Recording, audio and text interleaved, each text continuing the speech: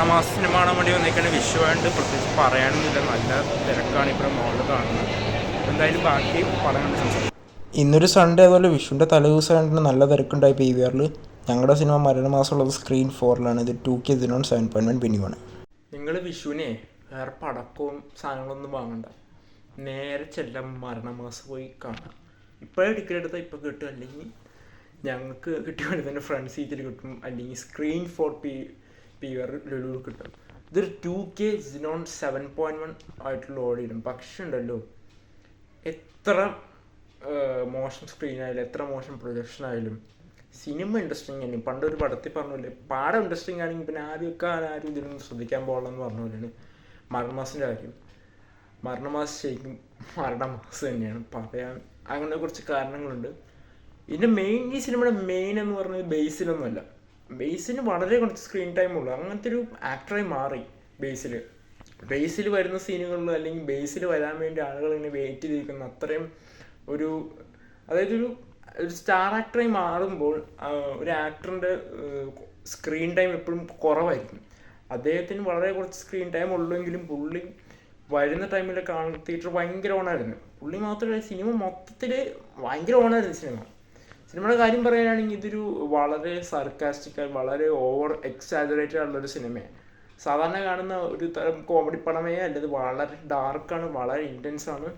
ഒരുപാട് മെച്ചുവറായിട്ടുള്ള തീമുകളൊക്കെ ഈ സിനിമയിൽ സംസാരിക്കുന്നത്. പക്ഷേ ബേസിലുള്ളതുകൊണ്ട് ഈ സിനിമ ഫാമിലി ഏറ്റെടുക്കും. കാരണം ബേസിൽ അങ്ങനത്തെ ബേസിൽ എത്ര ഡാർക്ക് എന്ത് ചെയ്താൽ ആൾക്കാർ ബേസിലെ സിനിമയെന്ന് പറഞ്ഞാൽ കാണാൻ വരുന്ന ഒരു ഫാമിലി ആൾക്കാരുണ്ട്. ഇന്ന് തന്നെ PVR വിഷുയുടെ തലേദിവസം ആയതുകൊണ്ട് തന്നെ നല്ല തിരക്കാണ്. ഇപ്പം എന്തായാലും നാളെ മറ്റന്നാളേക്ക് ഇവർക്ക് പണം ഇങ്ങനെ വാരം. എന്തായാലും പുതിയ പടത്തിൻ്റെ കളക്ഷൻ റെക്കോർഡ് തൂക്കാൻ വേണ്ടി ബേസിൽ ഇപ്പോൾ അക്കൗണ്ട് ഓപ്പൺ ചെയ്തിട്ടുണ്ട്. അതുപോലെ തന്നെ ടൊവിനോയുടെ കാര്യം പറയാൻ, ടൊവിനോ ചെറിയൊരു റോള് വരുന്നുണ്ട്. വളരെ സർപ്രൈസിങ് ഉള്ള സീനാണ്. വളരെ ഈ സിനിമയുടെ അത്രയും നേരമുള്ള മൂഡായിട്ട് ബ്ലെൻഡ് ചെയ്ത് പോകുന്നൊരു സിനിമയാണ്. പിന്നെ അതിൽ ബാബു ആന്റണി വരുന്നുണ്ട്. അതായത് ഓരോരുത്തർക്കും വളരെ എക്സ്ട്രീംലി ഓപ്പോസിറ്റ്. അവർ സ്ഥിരമായിട്ട് ചെയ്യുന്ന ക്യാരക്ടേഴ്സ് ഒന്നും, അല്ലെങ്കിൽ അവർക്ക് തരുന്നൊരു ഇമേജ് ഉണ്ട്. ഇപ്പോൾ സുരേഷ് കൃഷ്ണയുടെ കാര്യം, സുരേഷ് കൃഷ്ണ ഭയങ്കര 6 feet ഹൈറ്റും അത്രയും കാണുമ്പോൾ തന്നെ മനസ്സിലായി ഇവൻ ആർക്കും വന്നു കഴിഞ്ഞാൽ അപ്പം തന്നെ ഇടിച്ചങ്ങ് മലത്തിങ് ഇടുന്നു. പക്ഷേ ഭയങ്കര ഓപ്പോസിറ്റ് ആയിട്ടുള്ളൊരു ക്യാരക്ടർ എല്ലാവർക്കും. അതുകൊണ്ട് തന്നെ ഭയങ്കര യൂണിക്നെസ് ഉണ്ട്. പിന്നെ സുരേഷ് കൃഷ്ണയുടെ കൺവിൻസിങ് സംഭവം അറിയാമല്ലോ, അത് കിടോട്ട് ചെയ്തിട്ടുണ്ട്. ഇവർക്ക് എല്ലാവർക്കും മേളിൽ നിൽക്കുന്നതാണെന്ന് പറയുന്നത് രാജേഷ് മാധവൻ ഭയങ്കര ടെറർ ക്യാരക്ടറാണ് ചെയ്തിരിക്കുന്നത്. അതൊരിക്കലും റിവീൽ ചെയ്യാൻ പറ്റാത്തതുകൊണ്ട് നമ്മൾ ഈ സിനിമയെക്കുറിച്ചൊന്നും പറയും. ഞാൻ എൻ്റെ അഭിപ്രായം മാത്രമേ പറയുന്നു, ഞാനൊരു റിവ്യൂവർ അല്ല. അപ്പോൾ എന്തായാലും പിന്നെ വരുന്ന അനിഷ്മാതനായ ക്യാരക്ടർ വളരെ നാച്ചുറലായിട്ട്, വളരെ മെച്ചുവറായിട്ട് തന്നെ അവർ ചെയ്തിട്ടുണ്ട് നന്നായിട്ട്. പിന്നെ സിജു സണ്ണി കിഡിലൻ ആക്ടിങ്, എന്താ ആക്ടിങ് സിജു സണ്ണിയുടെ.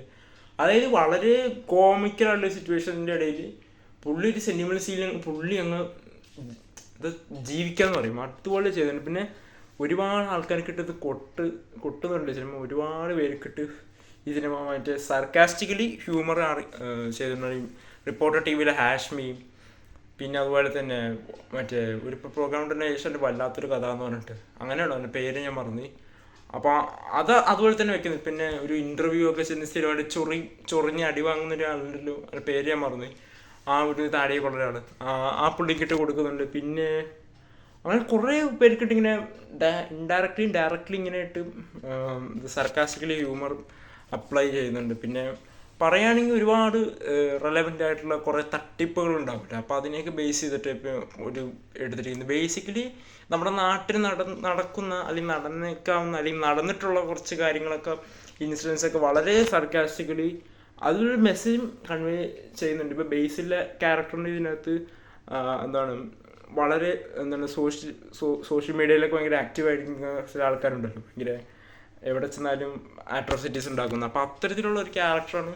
അതിൻ്റെ സമയം ലാസ്റ്റ് ബേസിലെ ഡയലോഗ്സിനെ കൊണ്ട് എന്നെ കൊണ്ട് പ്രത്യേകിച്ച് ഉപകാരമല്ല, ശരിയാണ്. അതായത് ഇത്തരം ആളുകൾ അവർ അറ്റൻഷൻ സീക്കാനോ, അല്ലെങ്കിൽ അവർക്ക് ആൾക്കാർ സ്വന്തം പറ്റാൻ വേണ്ടി അവർ പലതും ചെയ്യുന്നതാണ് നമ്മൾ ഈ കാണുന്ന പലതും എന്നാണ് സിനിമയുടെ ലാസ്റ്റ് കാണിക്കുന്നത്. വളരെ നന്നായിട്ട് ചെയ്തിട്ടുണ്ട്. പക്ഷേ ചിലയിടത്തെങ്കിൽ ഇപ്പോൾ സിജു സണ്ണിയുടെ ഒരു ഫ്ലാഷ് ബാക്ക് കാണിക്കുന്നുണ്ട്. എനിക്കതൊന്നും അത്രയും രസമായിട്ട് തോന്നില്ല. കാരണം ഇത്രയും നേരം പോകുന്ന സിനിമയുടെ സെയിം മൂഡ്, അതായത് സെയിം ഡാർക്ക് കോമഡി മൂഡിലങ്ങ് പോയിരുന്നെങ്കിൽ ആ സിനിമ എൻഡിട്ടിൽ അതുപോലെ പോയി നീ ഇടയ്ക്ക് വെച്ച് ഇങ്ങനെ ഒരു സെൻറ്റിമെൻ്റൽ സംഭവം ഒരു അച്ചമ്പാസമൊന്നും കൊണ്ടുവരേണ്ട ആവശ്യം ഉണ്ടായില്ല എന്നാണ് എനിക്ക് പറയാനുള്ളത്. പക്ഷേ ടുവേർഡ്സ് ക്ലൈമാക്സ് ആരും എണീറ്റ് പോയൊരു ചെറിയൊരു ട്വിസ്റ്റ് സീനുണ്ട്. വലിയ സംഭവമൊന്നുമല്ല, പക്ഷെ എന്നാലും ആരും എണീറ്റ് പോരുത്. ചിലർക്ക് അങ്ങനെ തോന്നിയേക്കാം.